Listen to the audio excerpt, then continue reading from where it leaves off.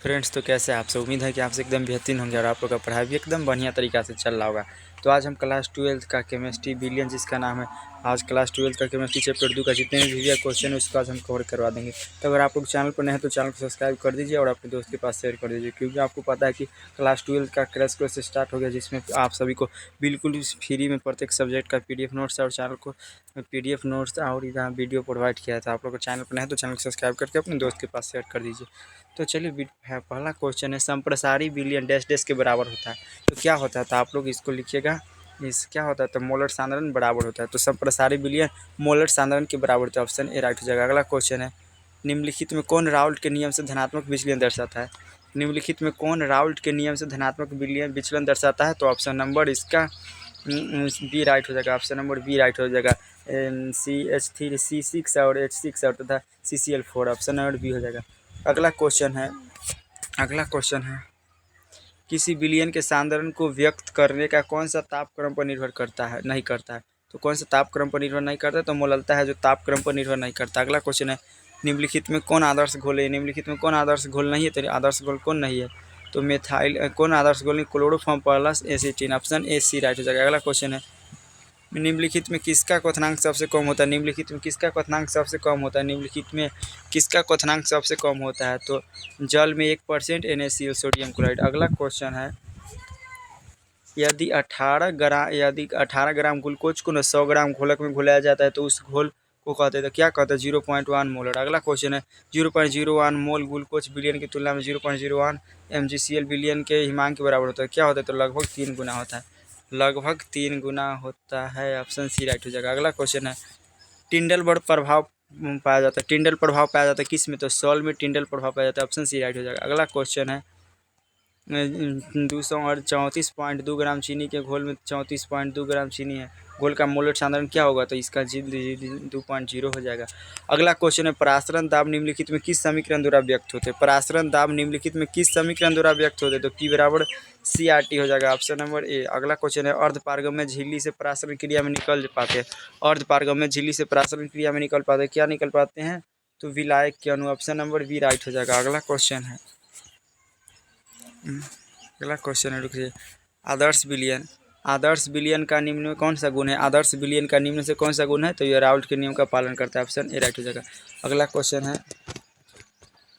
Question है, पहाड़ों पर जल का क्वथनांक कम होता है क्योंकि वहाँ वायुमंडलीय दाब कम है। ऑप्शन ए बिल्कुल राइट हो जाएगा। अगला क्वेश्चन है, निम्न में से विलयन के लिए कौन अनुसंख्यक गुणधर्म है। तो अनुसंख्यक गुणधर्म हो जाएगा जो क्या हो जाएगा, परासरण दाब है जो अनुसंख्यक गुणधर्म है। शुद्ध जल का pH मान क्या होता है, तो शुद्ध जल का pH मान 7 होता है।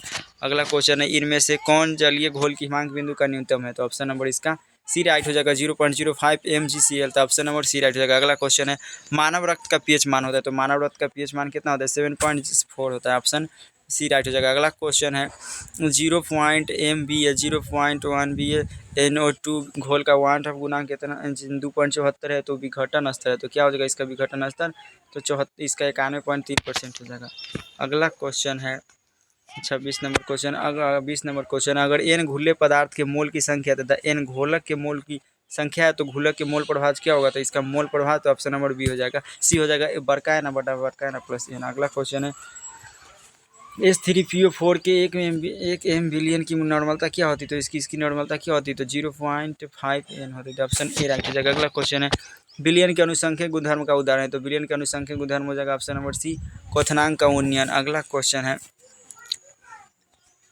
समुद्री जल का परिसारक दाब लगभग होता है। तो समुद्री जल का परिसारक दाब लगभग 30 atm होता है। CaNO3 का वांट गुणांक क्या होता है, तो इसका 3 हो जाएगा। ग्लूकोज के जलीय विलयन की शक्ति 10% है। तो इसके 1 ग्राम मोल कितने आयतन में लीटर होते हैं, तो इसका हो जाएगा 1.8 लीटर। तो ऑप्शन इसका डी हो जाएगा। और अगला क्वेश्चन बनाते हैं। अगला 26 नंबर क्वेश्चन है, निम्नलिखित में से कौन अनुसंख्यक गुणधर्म नहीं है। तो निम्नलिखित में कौन अनुसंख्यक गुणधर्म नहीं, तो ऑप्शन सी हो जाएगा, प्रकाशिक सक्रियता। अनुसंख्यक गुणधर्म 4 प्रकार के होते हैं, हिमांक अवनयन, क्वथनांक अवनयन, वाष्प दाब का सापेक्षिक या अपेक्षिक अवनयन और परासरण दाब। और किसी घोल का परासरण दाब संबंध दिया गया है।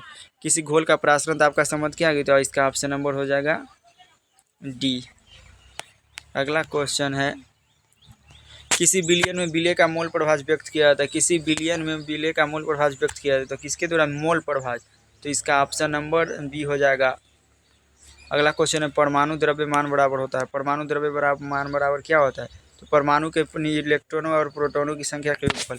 परमाणु द्रव्यमान बराबर क्या होता है? तो परमाणु के इलेक्ट्रॉनों और प्रोटॉनों की संख्या के योगफल। तो ऑप्शन नंबर बी राइट हो जाएगा। अगला क्वेश्चन है आपेक्षिक वाष्प दाब का अपनापन क्या होता है? आपेक्षिक वाष्प दाब का अपनापन क्या होता है?